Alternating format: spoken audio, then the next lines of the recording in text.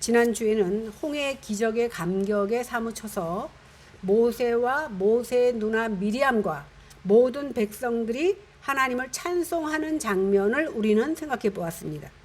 이스라엘 백성은 홍해가 갈라지는 놀라운 기적을 통해서 종살이하던 애굽 그 바로의 압제에서 벗어나서 광야로 들어오게 되었습니다. 이것을 통해서 우리가 깨달을 수 있는 것은 무엇이냐면 우리도 죄사함과 구원의 은총을 입은 사람들이며 이것으로 인해서 기뻐 감격하며 찬양하는 모습을 우리는 생각해 보았습니다. 오늘 말씀은요, 이제 광야에서 사흘 길을 걸었는데 물이 없던 중에 물을 찾습니다. 그런데 그 물이 써서 마시지 못하고 그 마시지 못하는 것 때문에 하나님을 원망하는 마라의 사건, 그 다음 이어서 하나님께서 주시는 그 엘림의 사건을 이 시간에 살펴보도록 하겠습니다. 먼저 22절 23절을 다시 읽어보겠습니다. 시작. 모세가 홍해에서 이스라엘을 인도하며 그들이 나와서 수르 광야로 들어가서 거기서 사흘 길을 걸었으나 물을 얻지 못하고 마라에 이르렀더니 그곳 물이 써서 마시지 못하겠으므로 그 이름을 마라라 하였더라. 오늘 하나님께서 친히 용사가 되어 주셔서 놀라운 능력을 행하심으로 홍해 바다를 마치 마른 땅처럼 걸어서 이스라엘 백성들이 이제 수르 광야까지 이르렀습니다. 여기까지 오는데 사흘 길이 걸렸다 이렇게 말하고 있습니다. 이스라엘이 애굽을 떠난 이후의 여정에 대해서는 오늘 출애굽기에서는 간단하게 말씀하고 있지만 민수기 33장에서는 아주 자세하게 기록하고 있습니다. 오늘 민수기 33장에 보니까 이곳 수르 광야를 거기서는 에담 광야다 이렇게 말하고 있습니다. 히브리어 단어에서 수르라는 단어는 무슨 뜻을 가지고 있냐면 벽이라는 뜻을 가지고 있습니다. 어쨌든 이 수르 광야에서 도착했는데 물이 없습니다. 그들은 사흘 길을 행하고 나서 드디어 물 있는 곳에 이르러서 그 물을 먹으려고 했는데 그 물이 씁니다. 왜 쓴지에 대해서는 성경이 말하고 있지 않아서 우리가 모르겠지만 광야에서 3일 동안 물을 구하지 못해서 심한 갈증과 고통을 느꼈는데 드디어 물을 발견해서 기쁜가 하였더니 써서 먹을 수가 없는 겁니다. 그래서 오늘 그들이 마라다 이렇게 말했는데 마라의 뜻은 쓰다, 비통하다 이런 뜻을 가지고 있습니다. 그들이 물을 발견하고도 먹지 못하게 되니까 마라구나 라고 말했습니다. 이스라엘 백성은 3일 만에 찾은 물이 써서 마실 수 없게 되자 모세를 원망합니다. 이것은 홍해의 기적을 경험한 지 이제 3년이 지난 것도 아니고 3개월이 지난 것도 아니고 단 3일 만에 벌어진 일입니다. 바로 3일 전까지만 해도 우리가 홍해를 건넜고 뒤를 돌아보니 애국 군사들이 물 위에 둥둥 떠다니는 것을 볼 때에 하나님을 찬양하고 감격해서 찬양을 했는데 3일이 지난 후에 물이 없다라는 이유 때문에 그들이 하나님을 원망하고 모세를 원망한 겁니다. 여기서 마라 그러면 믿음으로 사는 우리 그리스도인들의 삶의 실제요 답 없는 삶을 보여주는 단어가 바로 마라가 아닌가 생각을 해봅니다. 이처럼 설명이 안 되는 예기치 않은 고난을 마라다 이렇게 우리가 이해할 수 있겠습니다. 물론 우리는 이스라엘 백성의 이 상황에 절대절명의 사건임은 분명합니다. 우리는 물 먹고 싶을 때 매일 이렇게 물을 마시지만 그것도 뜨거운 광야에서 3일 길을 걸었는데 물이 없다고 생각해 보십시오. 당연하게 원망이 나올 수 있습니다. 그런데 성경에서 우리에게 일관되게 가르치고 있는 것은 뭐냐면 쓴물도 하나님의 섭리적 계획의 일부라는 사실입니다. 성경이 어디에서도 우리가 예수 믿고 그리스도인이 되었다고 해서 갑자기 삶의 여정이 장밋빛 주단위를 걷는다고 말해준 적이 없다라는 사실입니다. 하나님께서 인도하는 여정이라 할지라도 우리의 유익을 위해서 하나님께서는 종종 쓴물을 맛보도록 하신다는 사실입니다.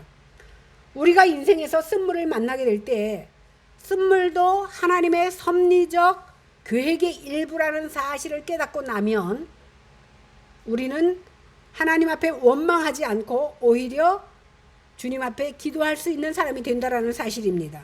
이처럼 우리가 삶을 사는 가운데 원하지 않는 마라를 만났다면 하나님 앞에, 하나님 약속 앞에 담겨진 그 선하심과 자비하심과 은혜를 붙들어야 된다는 사실을 이 시간에 우리에게 교훈하고 있다라는 사실입니다. 24절을 보겠습니다. 시작.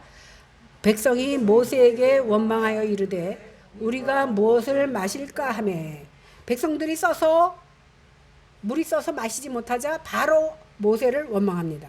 이렇게 모세를 원망한다는 사실은 하나님에 대한 원망입니다.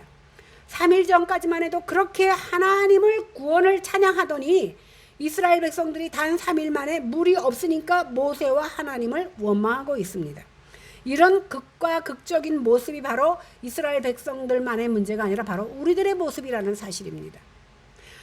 아무리 물이 없어 죽게 된 절대절명의 상황을 만났다 할지라도 지금까지 하나님께서 이스라엘 백성들을 향한 구원의 모습을 생각한다면 어떻게 이럴 수 있겠느냐라고 생각할 수 있습니다.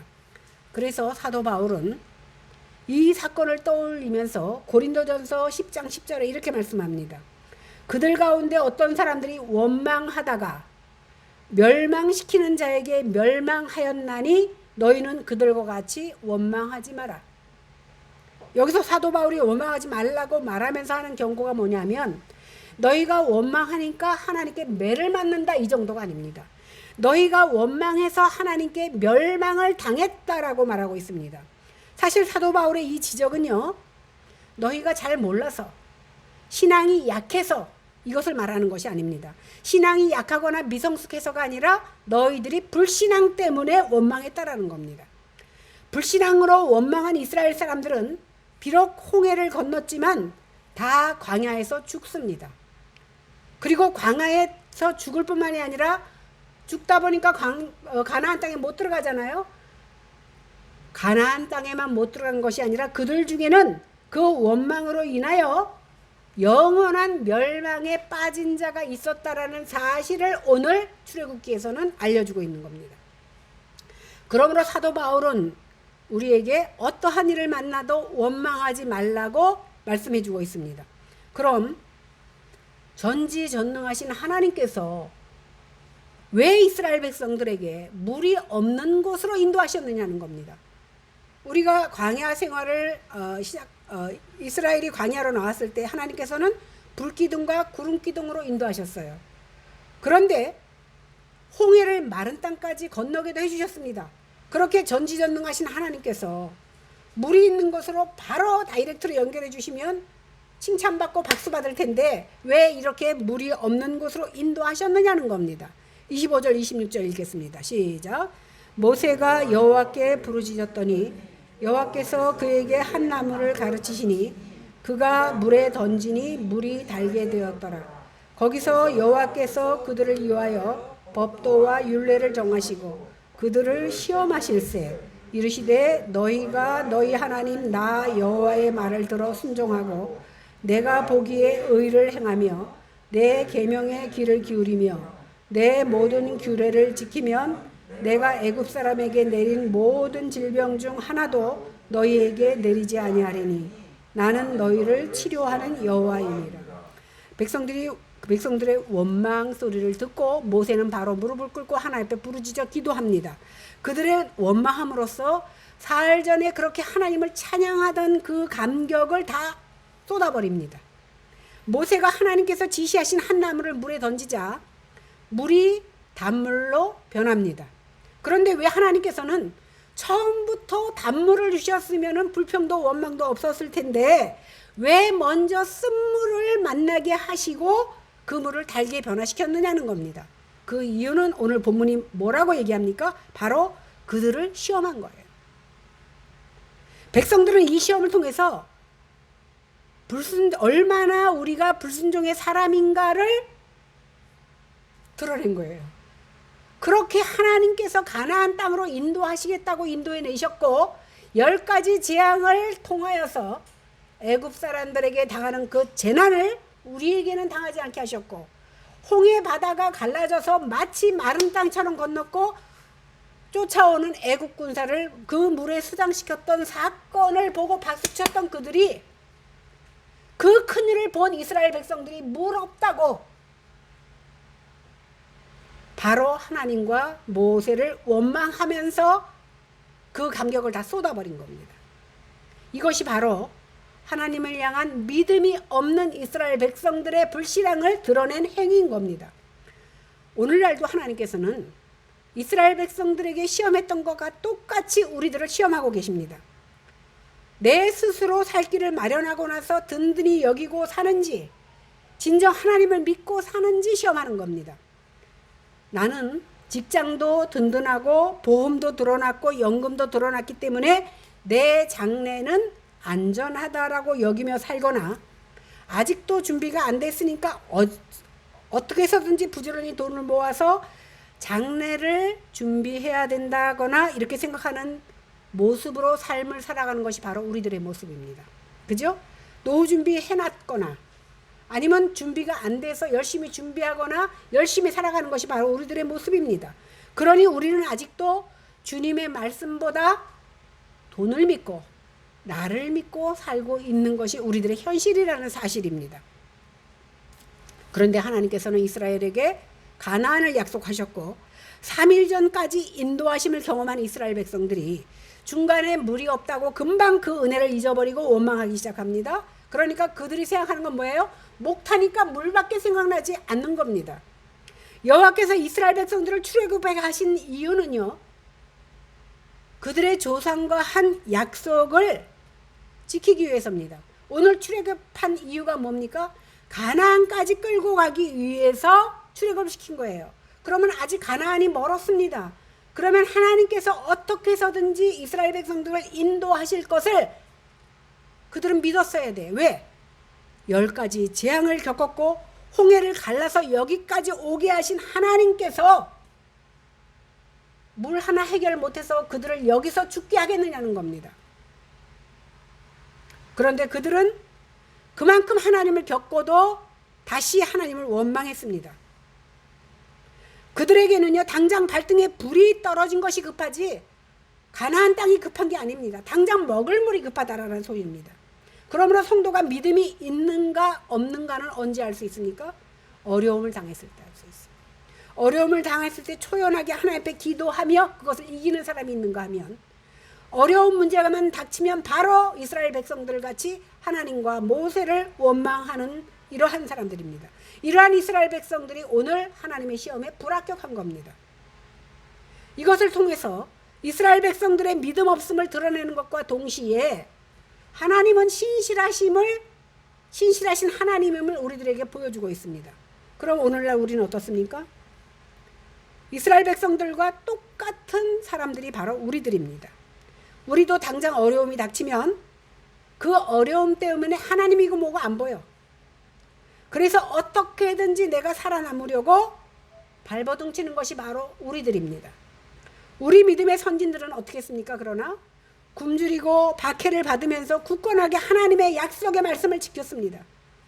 그래서 성경에서 뭐라고 얘기합니까? 믿는 자들은 물과 떡으로만 사는 것이 아니라 하나님의 말씀으로 살아야 된다라는 것을 이스라엘 백성들도 알아야 됐고 우리도 알아야 된다라는 사실입니다. 하나님은 이 시험을 지금도 하고 계시다는 사실입니다. 바로 내 앞에 이 환경을 통해서 하나님은 네가 하나님의 자녀로서 바로 살고 있는지 바로 살고 있지 못한지를 시험하고 있다는 사실입니다. 이제 하나님은 이스라엘 백성들아, 너희는 다른 나라 사람들처럼 먹고 사는 일에만, 물을 마시는 데만 집중하지 말라는 겁니다. 하나님의 말씀을 의지하는 것이 너희의 참 살 길임을 알라라고 오늘 하나님께서는 이스라엘 백성들에게 말씀하고 있습니다. 그것을 알게 하기 위해서 오늘 쓴물조차도 그 나뭇가지 하나 던진 것 때문에 단물로 바꿔주시는 사건을 통해서 전지전능하신 하나님을 믿으라고 오늘 말하고 있는 겁니다. 그리고 이스라엘을 위해서 법도와 율례를 정하시고 그것을 행하나 안 행하나 시험하십니다. 사실 오늘 성경에서는 그 법도와 율례가 무엇인지 말씀해주고 있지 않기 때문에 우리가 정확히 알 수는 없지만, 여호와께서는 너희가 너희 하나님 나 여호와의 말을 청종하고 나의 보기에 의를 행하며 내 계명에 귀를 기울이며 내 모든 규례를 지키면 애굽 사람들이 당한 모든 아픔을 너희에게는 주지 않겠다. 이렇게 말씀하십니다. 그러므로 이스라엘 백성들이 살 길은 뭐예요? 애굽의 방식대로, 다시 말해서 세상 사람들 사는 방식대로 사는 것이 아니라 하나님의 말씀에 근거하여 살라고 오늘 말씀하고 있는 겁니다. 우리가 10가지 재앙을 배웠지만 나일강이 피로 물들었을 때 애굽 사람들은 어떻게 했습니까? 물을 얻기 위해서 우물을 팠습니다. 그러나 이제 하나님을 경험한 이스라엘 백성들은 마라의 쓴물 앞에서 내가 구하러 다녀야 되는 것이 아니라 어떻게 해야 됩니까? 기도해서 하나님의 뜻을 구하고 하나님이 주실 것을 믿는 믿음으로 나아가야 됩니다. 그런데 그들은요, 스스로 마실 물을 구하러 나갔습니다. 이러한 물을 구하는 것을 보고서 에레미야 선지자가 이렇게 말합니다. 에레미야서 2장 9절로 13절에 보니까 그러므로 내가 다시 싸우고 너희 자손들과도 싸우리라. 여호와의 말씀이니라. 너희는 기띔 섬들에 건너가 보며 게달에도 사람을 보내 이 같은 일을 있었는지를 자세히 살펴보라. 어느 나라가 그들의 신들을 신 아닌 것과 바꾼 일이 있느냐?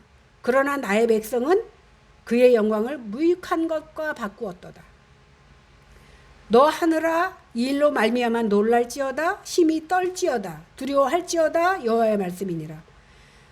잘 들으세요. 내 백성이 2가지 악을 행하였나니 곧 그들이 생수의 근원되는 나를 버린 것과 스스로 웅덩이를 판 것인데 그것은 그물을 가두지 못할 터진 웅덩이다. 니네들이 웅덩이를 깊이 파도 그 웅덩이는 무슨 웅덩이? 터진 웅덩이. 영원한 생수가 되지 못한다는 사실입니다. 이스라엘 백성들의 죄가 뭡니까?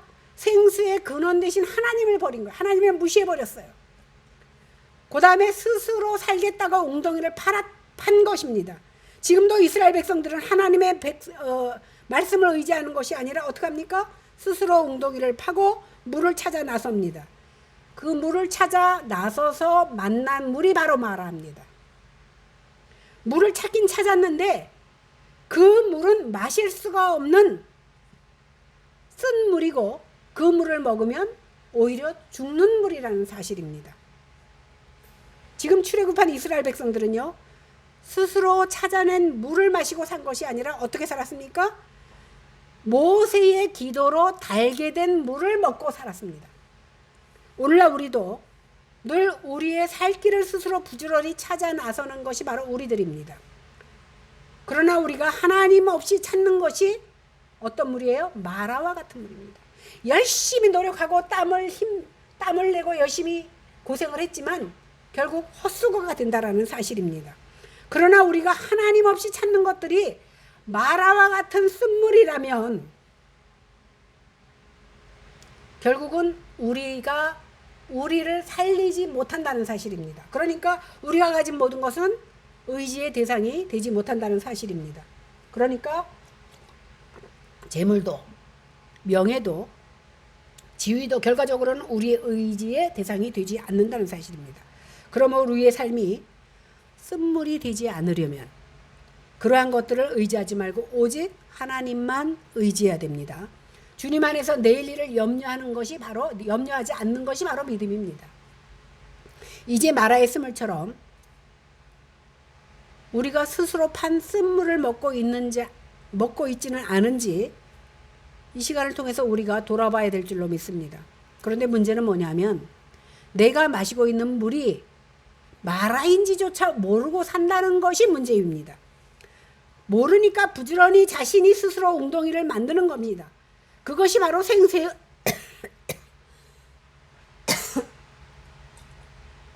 근원 되시는 예수 그리스도를 버리는 일입니다. 이것은 뭐냐면요, 스스로 웅덩이를 마련하기 위해서 모든 삶의 우선순위를 세상에다 두다 보니까 하나님을 예배하는 일을 소홀히 하게 되는 겁니다.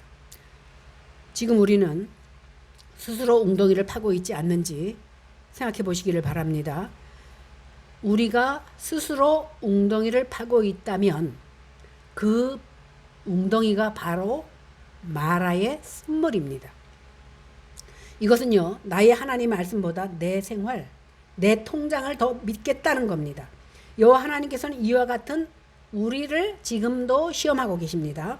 우리 인생은 두 주인을 섬길 수가 없어요. 내가 이 주인을 사랑하면 저 주인을 미워하게 됩니다. 그런데 많은 사람들이 이렇게 이야기하죠. 나는 세상도 좋지만 하나님도 사랑한다고 말하지만 그렇게 말하면 안 됩니다. 왜 그렇습니까? 야고보서에 보니까 세상을 사랑하는 것이, 다시 말해서 세상을 따르는 것이 하나님과 원수된다고 야고보 기자는 단호하게 말하고 있기 때문입니다. 이 시간 우리를 시험하는 하나님 앞에서 나 자신을 돌아볼 수 있기를 바랍니다. 마라의 쓴물 앞에서 모세와 하나님을 원망하는 모습이 바로 우리의 모습이라면 이제 이스라엘의 모습을 통해서 우리의 모습을 바로 발견하고 회개하며 오직 하나님의 말씀을 따라 사는 자들이 되기를 바랍니다. 그럴 때에 애굽에게 내린 모든 질병 중 하나라도 내리지 않고 우리를 치료하시는 여호와로 역사하신다는 사실입니다. 27절을 다 같이 읽겠습니다. 시작.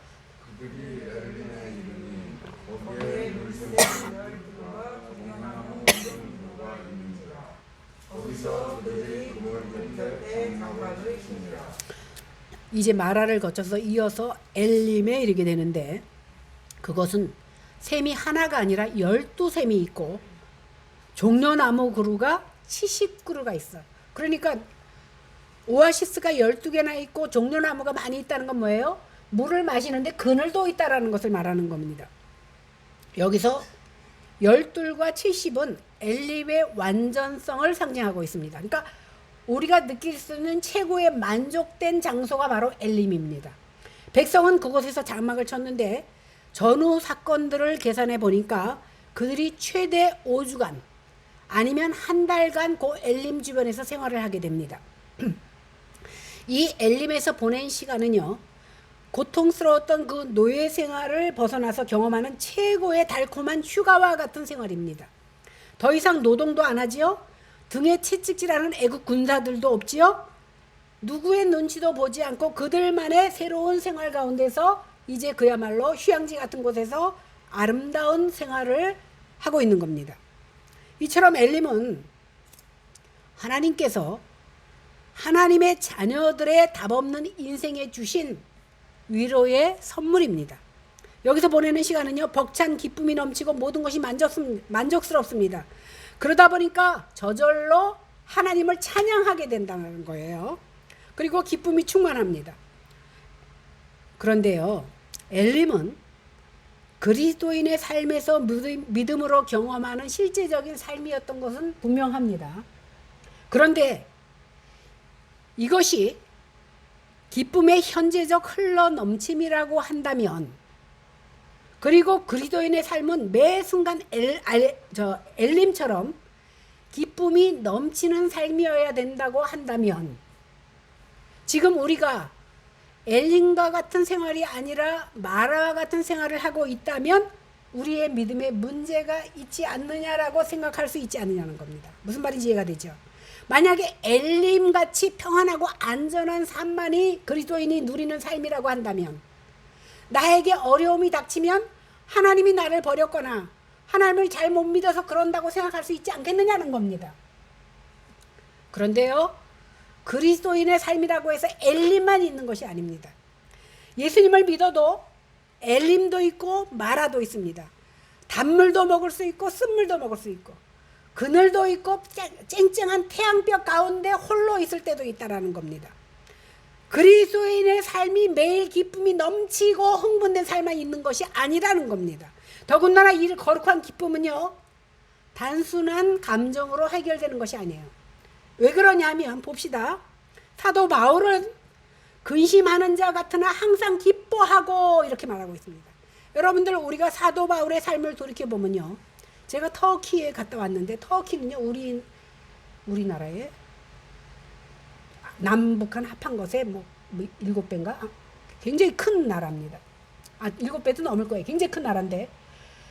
차를 타고 7시간 가는 것은 예사야. 여기서 저 마을로 가는데 7시간씩 가고 쭉 이어서 가면 몇십 시간씩 가야 도착할 수 있는 곳이 터키예요. 그러다 보니까 굉장히 넓습니다. 그 길을 사도 바울은 누구를 만나러 가는 게 아니에요. 복음을 전하기 위해서 보따리찜 지고 타박타박 걸어서 갔습니다.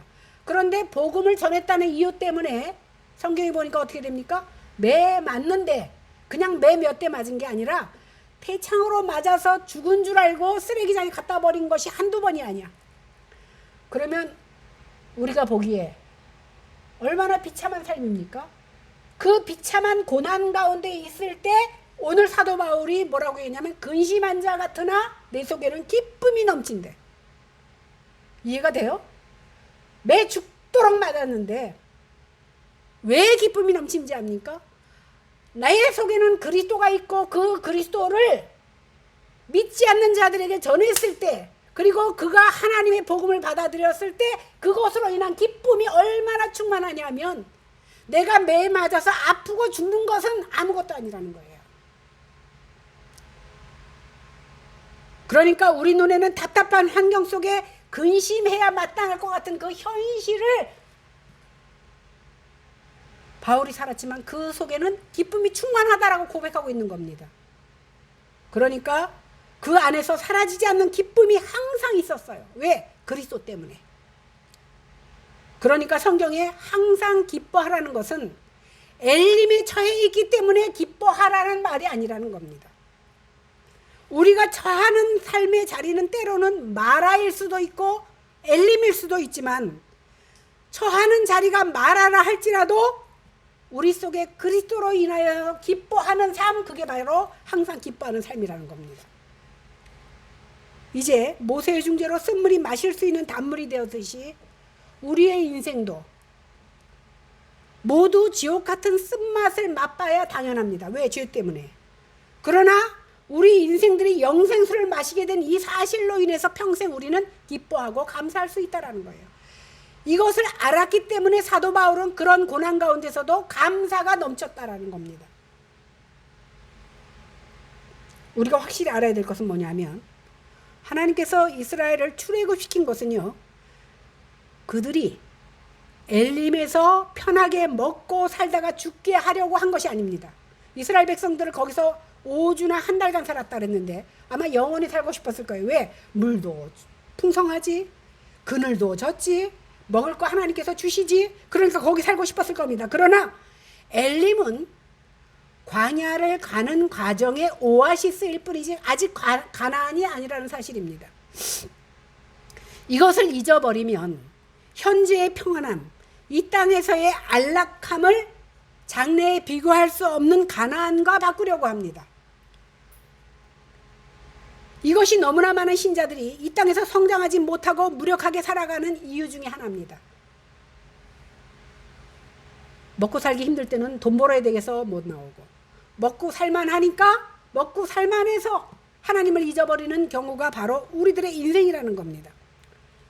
엘림은요, 가나안이 아니라는 명백한 사실을 우리가 언제 알 수 있냐면 맨날 저 엘림만 있을 줄 알았는데 가다 보니까 돌짝밭도 있네. 마라 같은 길을 딱 만났을 때 아하, 우리가 마라를 만났는데 여기가 가나안이다 생각하는 사람 없어요.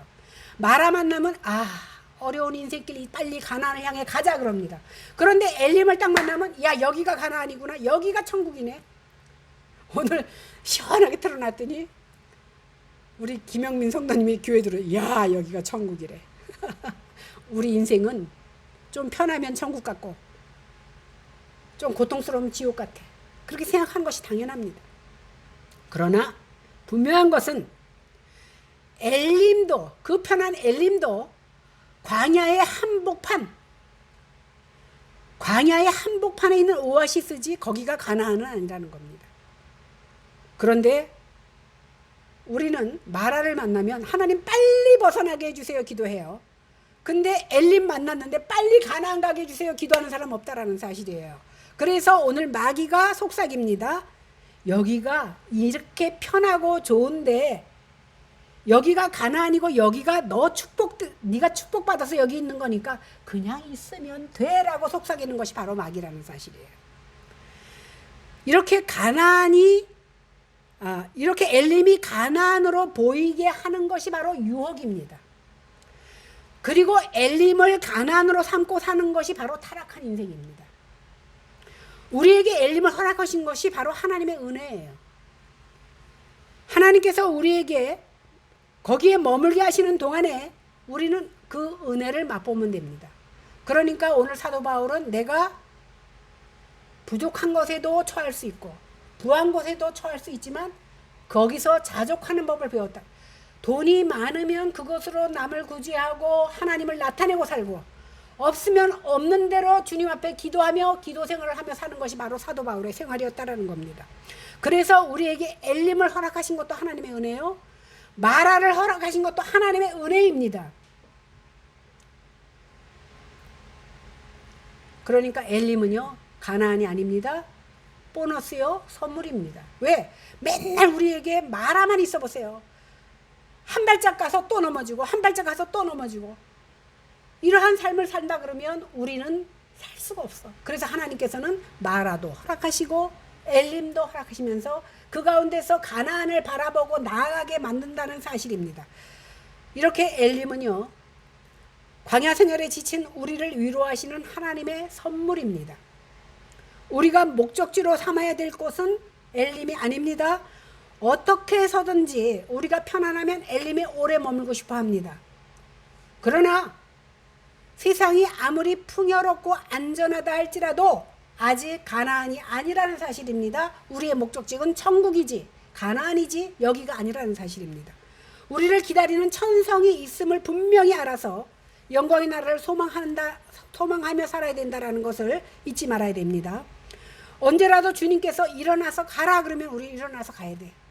여기 있는 우리 가운데 어느 누구라도 오늘 하나님께서 부르시면 거절할 자가 없습니다.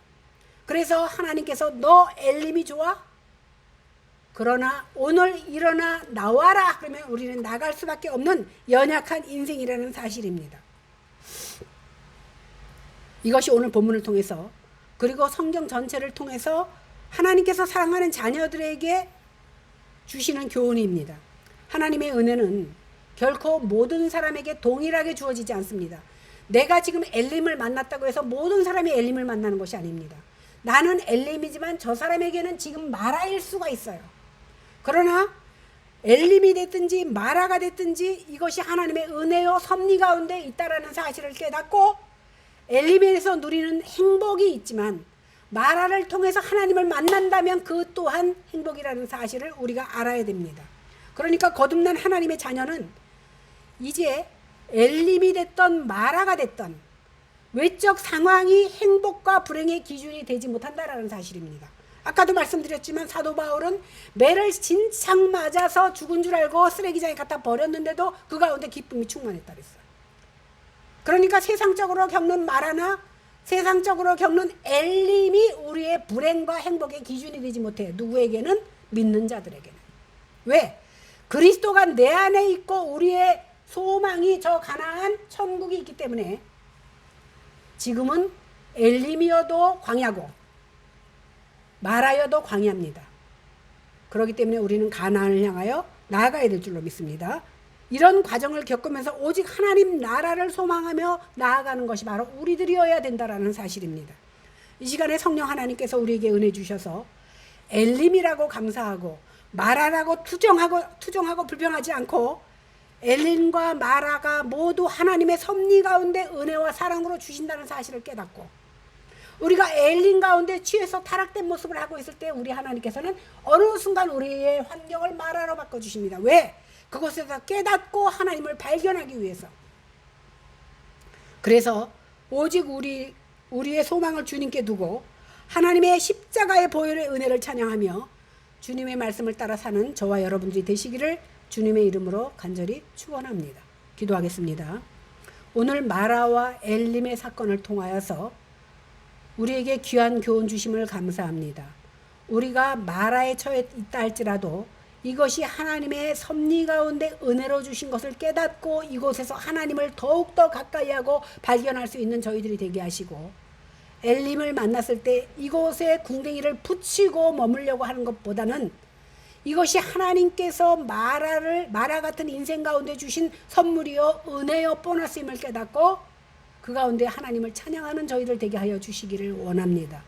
사도 바울의 고백과 같이 세상 사람들이 볼 때에는 우리의 모습이 초라하고 근심 어린 것 같을지라도 우리 속에 그리스도가 있으므로 우리의 삶이 행복이 넘친다는 사실을 깨달아서 마라나 엘림이 믿는 자들에게는 행복과 불행의 기준이 되지 못한다는 사실을 고백합니다.